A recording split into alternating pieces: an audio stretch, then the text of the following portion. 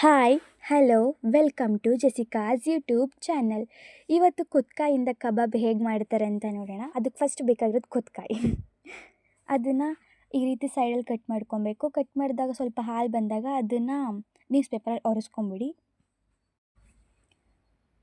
ಕಡಿಮೆ ಬಂದರೆ ಏನು ಬೇಕಾಗಿಲ್ಲ, ಜಾಸ್ತಿ ಬಂದರೆ ಅದನ್ನು ಒರೆಸ್ಕೊಳ್ಳಿ.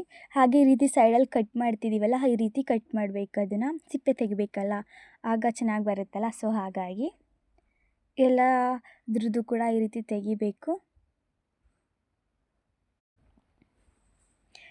ಇದು ನಾನ್ ವೆಜ್ ತಿನ್ನದೇ ಇರೋರಿಗೆ ಮಾತ್ರ ಇದು ಕಬಾಬ್ ಅಂತಲೇ ಹೇಳ್ಬೋದು, ವೆಜ್ ಅವ್ರಿಗೆ.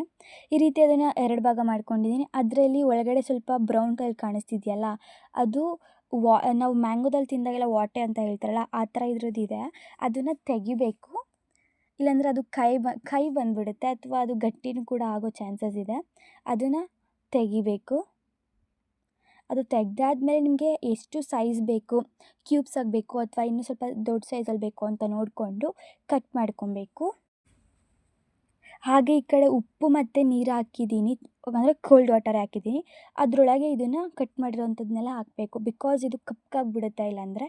ಸೊ ಹಾಗಾಗಿ ಅದನ್ನು ತೆಗೆದು ಇಟ್ಕೊಂಡಿದ್ದೀನಿ. ಈ ಕಡೆ ನಾನು ಕಬಾಬ್ ಪೌಡರ್ನ 2 ಹಾಕಿದ್ದೀನಿ. ನಾವು ಹೇಗೆ ಕಬಾಬ್ದು ಪೌಡರ್ ಹೇಗೆ ಮಿಕ್ಸ್ ಮಾಡ್ತೀವೋ ಆ ರೀತಿ ಕಬಾಬ್ ಪೌಡರ್. ಒಂಚೂರು ಉಪ್ಪು ಹಾಕ್ಕೊಂಡಿದ್ದೀನಿ, ಹಾಗೆ ಒಂಚೂರು ಅರಿಶಿನ ಕೂಡ ಹಾಕ್ಕೊಂಡಿದ್ದೀನಿ, ನಿಂಬೆಹಣ್ಣು ಕೂಡ ಹಾಕ್ಕೊಂಡಿದ್ದೀನಿ. ನೀವು ಹೇಗೆ ನಿಮ್ಮ ಸ್ಟೈಲಲ್ಲಿ ಕೂಡ ನೀವು ಟ್ರೈ ಮಾಡ್ಬೋದು, ಇದೇ ಥರ ಟ್ರೈ ಮಾಡಬೇಕು ಅಂತ ಏನಿಲ್ಲ.